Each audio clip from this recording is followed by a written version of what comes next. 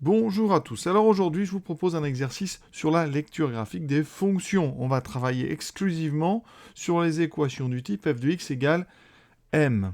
C'est-à-dire f de x égale 3, f de x égale 1, f de x égale moins 3. Et on va étudier le nombre de solutions en fonction justement de cette valeur qu'on met à droite du symbole égal.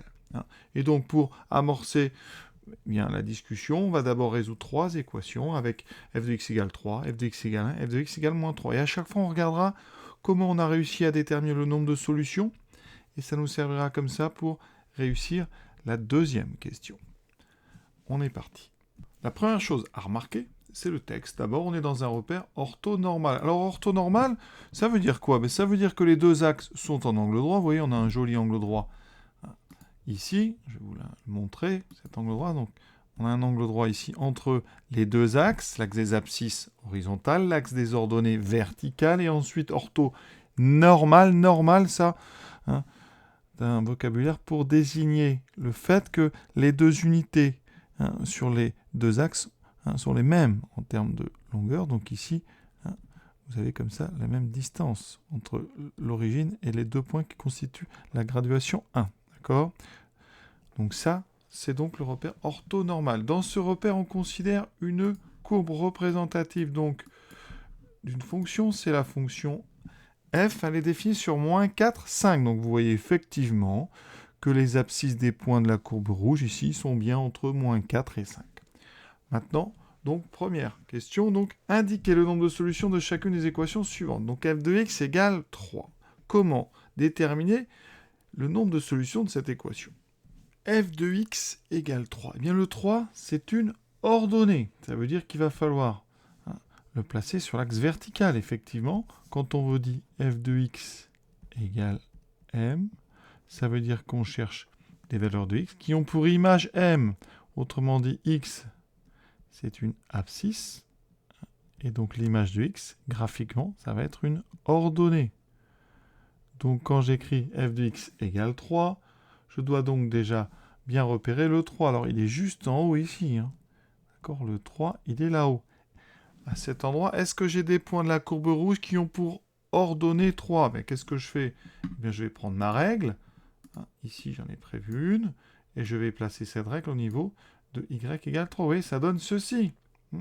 Ça, eh bien, ça me dit quoi? Eh bien, je vois bien que cette droite verte, elle ne coupe pas.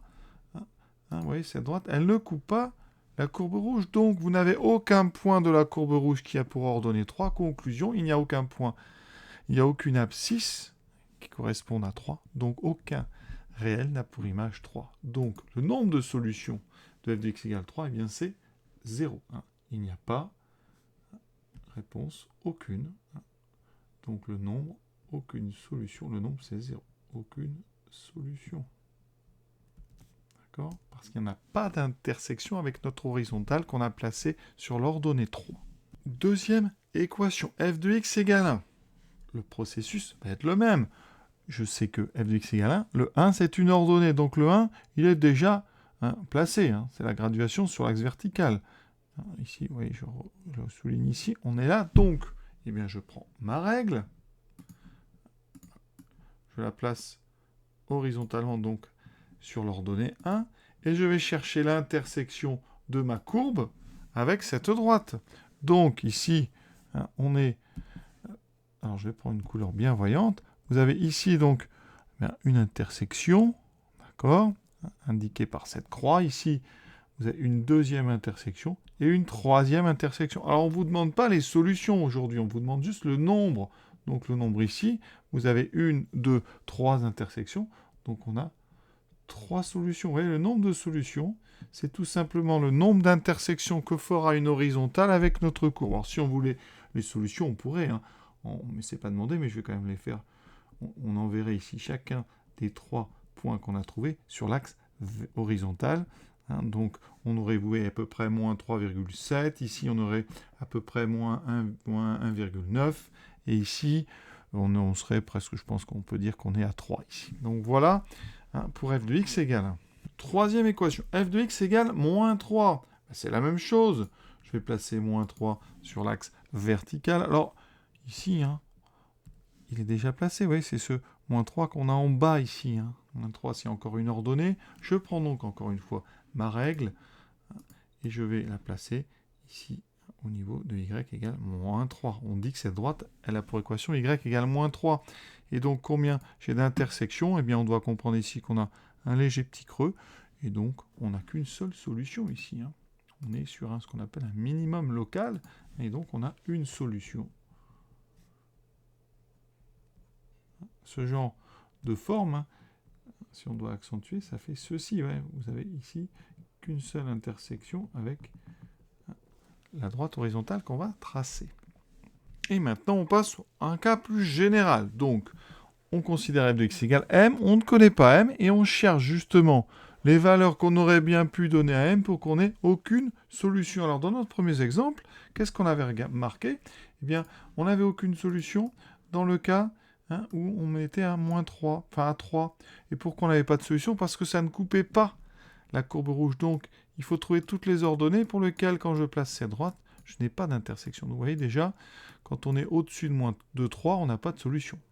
Ensuite, ici, on n'a toujours pas d'intersection. Donc, on va trouver un endroit, et c'est pour ça que l'exercice, donc ici, va être intéressant. À quel endroit est-ce qu'on commence à avoir déjà une solution? Eh bien, juste ici, en haut, là, à cet endroit-là, eh bien, vous n'avez qu'une intersection, celle qui est en haut, vous voyez, de ce petit maximum local. Et on est, vous voyez, au niveau des ordonnées, on est sur 2 ici. Donc, c'est important.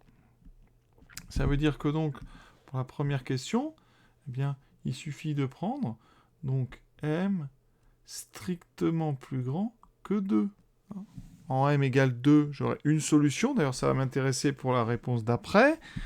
Alors, est-ce que j'en oublie pas en faisant ça? Eh bien, si. Parce que là, j'ai regardé la partie de la courbe qui est tout en haut.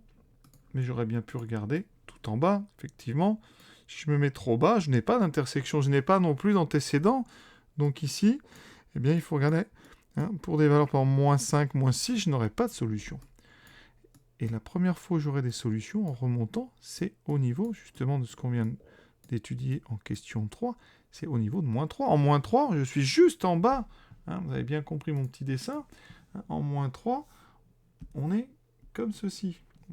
D'accord? Donc, si on est trop bas, ça ne coupe pas. Et dès qu'on va toucher le point, on aura une solution. Donc, on doit être sur des valeurs qui sont strictement plus petites que moins 3. Donc, notre première question, sa réponse, c'est m strictement plus grand que 2 ou m strictement plus petit que moins 3. D'accord? Alors ça, on peut écrire sous forme d'intervalle en disant que m appartient à l'ensemble, donc plus petit que moins 3. C'est moins l'infini moins 3 ouvert, union, l'intervalle de 2 jusqu'à plus l'infini. Vous voyez, c'est pas mal de notions qu'on met en même temps. On passe maintenant à la 2b. Alors, quand vous avez compris le principe, après, c'est toujours pareil. Il faut donc trouver toutes les horizontales pour lesquelles on n'a qu'une seule intersection. Il n'y en a pas 10 000 ici. On en avait déjà trouvé une. C'était pour m égale 2. Et il y en a une en bas qu'on vient de trouver aussi pour m égale 3. Mais entre ces deux valeurs, regardez ici, on a deux intersections. On a toujours au moins 2 intersections après. Il y a même des endroits, vous voyez, on en a beaucoup. On a jusqu'à 4. Et donc, la réponse à la question 2b, elle est très rapide. En fait, il y a uniquement 2 valeurs possibles pour m égale 2 ou m égale 3. Et ça sous forme d'ensemble. On dira que m appartient à la liste d'éléments. Donc, alors c'est 2, j'ai mis 2 ou moins 3, j'ai oublié le moins. Donc on est sur l'ensemble qui contient moins 3 et qui contient uniquement 2 éléments. C'est ça, des accolades, ça sert à faire des listes. 2C, 2 solutions. Alors 2 solutions, regardez, quand on est en 3, enfin en 2 ici, on descend un tout petit peu, hop, et bien si vous descendez un tout petit peu, vous aurez 2 solutions. Je vais faire un petit schéma, regardez, on est sur une zone comme ça avec un maximum. Et bien dès qu'on descend un petit peu, on a ceci, on a 2 intersections. Donc, on va avoir toute une partie, donc entre déjà 1,8, 1,7, 1,6, tout ça, eh bien on aura 2 solutions. Où est-ce que ça change? On descend jusqu'à temps qu'on ait soit une solution, soit 3. Eh bien regardez, à cet endroit exactement ici, en 1, d'ailleurs on avait vu qu'en 1, on avait 3 solutions. Donc déjà, les valeurs qui m'intéressent vont déjà être entre donc 1 et 2. Donc déjà, M est entre... Alors, 1 et 2. Ça ne peut pas être 1 parce qu'en 1, on a dit qu'on a 3 solutions. Ça ne peut pas être 2 parce qu'en 2, on a une solution. Et c'est compliqué. On n'oublie pas de vérifier toute la courbe. Donc, je continue à descendre. Ici, j'ai beaucoup plus que 2 solutions. Ici, j'en ai, vous voyez, 3 intersections. 1, 2, 3. Et ici, en moins 1, vous voyez, on a 1, 2, 3 intersections. Donc, il faut descendre juste en dessous de moins 1. Et effectivement, ici, on a seulement 2 intersections. Jusqu'à où? Eh bien, jusqu'à ce point qui est en bas, en moins 3. Donc, toutes les valeurs qui sont entre moins 1 et moins 3 vont être intéressantes pour nous. On n'aura effectivement que 2 solutions. Donc, M est entre 1 et 2, ou M est entre, donc, moins 3. Il me faut un petit peu de place. Entre moins 3. Alors, ça ne peut pas être égal à moins 3, parce qu'on a dit qu'en moins 3, c'est la question 1C, on a une seule solution. Et M doit être plus petit que moins 1. En moins 1, on a dit on a 1, 2, 3 solutions. Donc pareil, je dois enlever moins 1 en termes d'ensemble. C'est encore une réunion ici d'intervalle.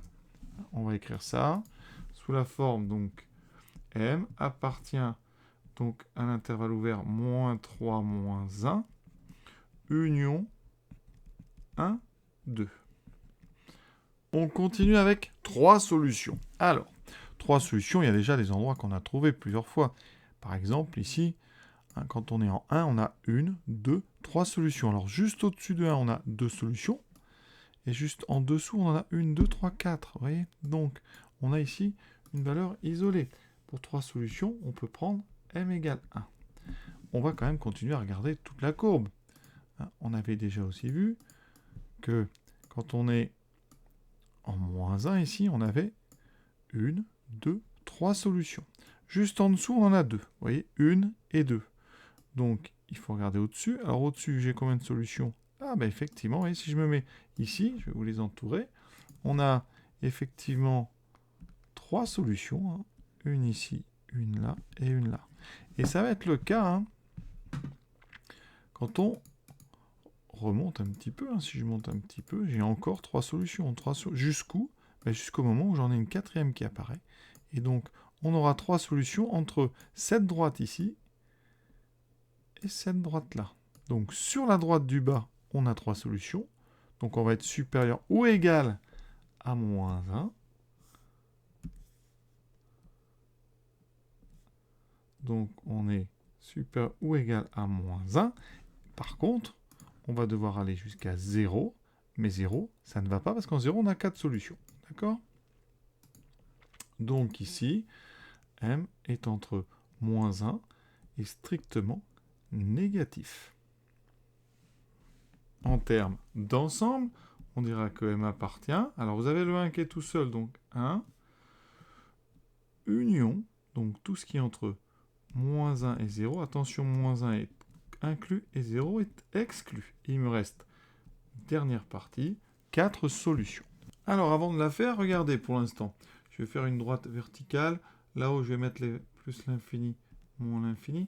Et on va regarder. Donc, je vous ai dit en moins 3 et 2. Donc, je vais les placer. Moins 3. Qu'est-ce qu'on a? 2. On a moins 1 qui intervient. 0. Et j'ai le 1 qui va intervenir ici. Voilà. Donc, qu'est-ce qu'on a déjà?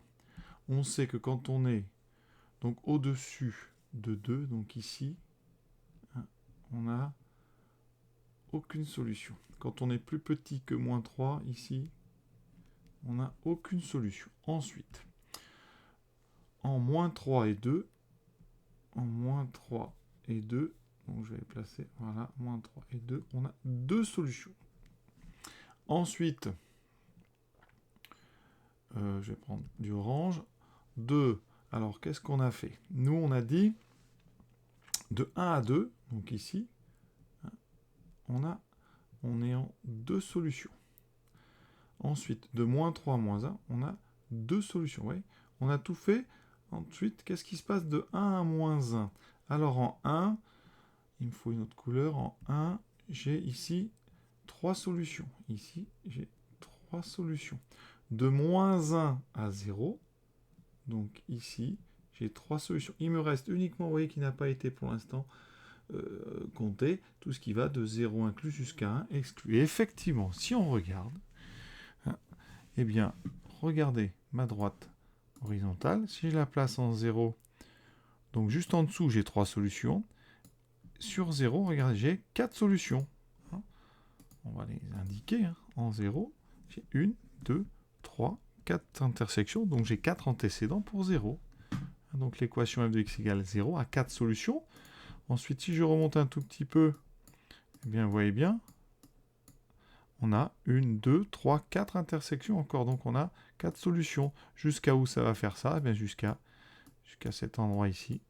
On n'en a plus que 1, 2, 3 parce qu'on est arrivé au niveau du maximum local. Donc, conclusion, ici, il faut donc pour avoir 4 solutions, que m soit supérieur ou égal à 0, mais strictement plus petit que 1. Ça donne ici, m appartient à l'intervalle 0, 1, fermé en 0, ouvert en 1. Et on a terminé l'étude. Ouais, c'est quand même pas facile, en tout cas pour être vraiment rigoureux du début à la fin. Donc, pensez bien. Hein, on prend une règle, en fait, et puis on part d'en bas, et on regarde combien on a d'intersections. Au début, vous voyez, on n'a pas d'intersection. La première fois qu'on a une intersection, c'est pour f de x, donc c'est pour f de x égale moins 3, on aura une seule solution. On remonte un petit peu, après on a 2 solutions, vous voyez. Donc pour toutes les valeurs de moins 3 jusqu'à moins 1, on avait 2 solutions. En moins 1, on a 1, 2, 3 solutions. Ensuite 3. En 0, en un seul coup, on a 4 solutions. Elles sont encore entourées. On remonte, on en a 4. En 1, on en a 1, 2, 3, parce qu'on est arrivé au maximum ici local. On continue. Ça changera ici quand on arrive au deuxième maximum local. Et après, on n'a plus d'intersection. Voilà. J'espère que vous avez un petit peu plus compris. J'espère avoir été clair. Je vous souhaite une bonne fin de journée. À bientôt.